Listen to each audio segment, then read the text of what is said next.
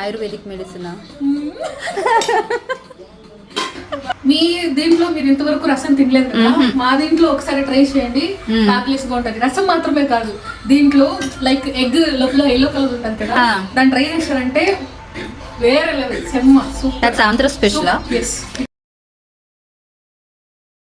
మన టేస్ట్ కి మాత్రమే కాదు, మన హెల్త్ కి కూడా సూపర్ గా ఉంటుంది. ఎందుకు తెలుసా, మనకి ఎప్పుడైనా కోల్డ్ కాఫ్ వచ్చినప్పుడు సో ఇది నార్మల్ గా రైస్ ఇది మిక్స్ చేసుకోకుండా లైక్ అట్లనే రసం ఒక గ్లాస్ తాగమంటే మన കോൾഡ് కి కాఫ్ కి కొంచెం రిలీఫ్ ఉంటుంది അന്നమాట.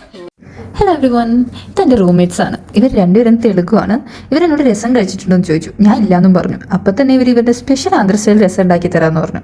അതിൻ്റെ പ്രിപ്പറേഷൻസാണ് ഇതൊക്കെ. ഈ രസത്തിനൊരു പ്രത്യേകതയുണ്ട്. നമ്മുടെ നാട്ടിൽ പനി വന്നാൽ ചുക്ക് കാപ്പി ഉണ്ടാക്കി കുടിക്കില്ലേ, സെയിം പനിക്കും ചുമക്കൊക്കെ ഇതുണ്ടാക്കി കുടിക്കാം.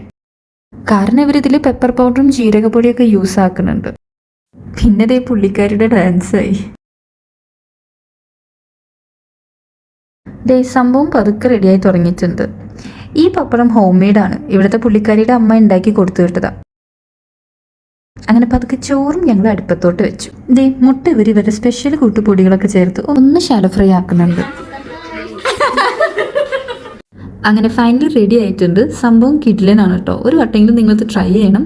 രസം, ചോറ്, മുട്ട പുഴുങ്ങിയത്, പപ്പടം, അച്ചാർ, ഇതാണ് ഇവർ പറയുന്ന കോമ്പിനേഷൻ. എന്തായാലും കൊള്ളാം. അപ്പോൾ ബൈ ബൈ.